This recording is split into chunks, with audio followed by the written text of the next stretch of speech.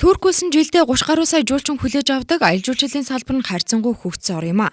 Тиймээс элчин сайдын яамнаас Туркийн аялал жуулчлалын агентлагуудын холбооны зочид төлөөлөгчдөг урьжээ. Учир нь манай хоёр орны хувьд 47 жилийн хугацаанд дипломат харилцаатай байгаа. 2012 оноос эхлэн визгүй зорчдог болсон шууд нийслэг үйлддэг зэрэг нь эхээхэн давуу тал болж байгаа юм а. Түүнчлэн Монгол улс нь өргөн удам тал нутаг, түүхийн үнэт дурсгалт газрууд, олон төрөл зүйлийн ургамал зэрэг үзэж сонирхох зүйл ихтэй гэдгийг энэ үеэр бүрэн эрхэд элчин сайд хэлж байлаа.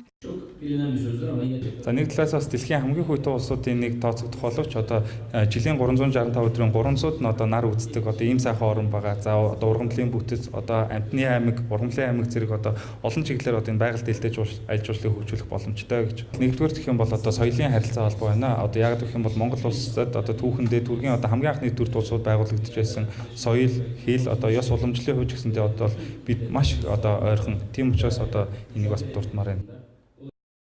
78 сая хүн амтай Турк улсын жуулчид Монгол нутгаар зочилж олон сонирхолтой зүйлийг үзэхээс гадна их Монгол улсын байлдан дагуултын талаар олон сонирхолтой зүйлсийг мэдэх боломжтой юм а. Мөн Монгол улс нь Турк улсын 20 жилийн өмнөхтэй адил аялал жуулчлалын салбарыг сурчлах талыг орхигдуулаад байгаа улс орн гэдгийг ч энэ үеэр хэлж байлаа. Тиймээс цаашид хоёр орны аялал жуулчлалыг нэмэгдүүлэхийн тулд 7 хоногт 3 удаа байдаг нислэгийг 7 болгож, жижиг онгоцыг том болгох зэрэг олон ажил хийснээр жуулчдын тоо нэмэгдэнэ гэдгийг ч онцолж байлаа.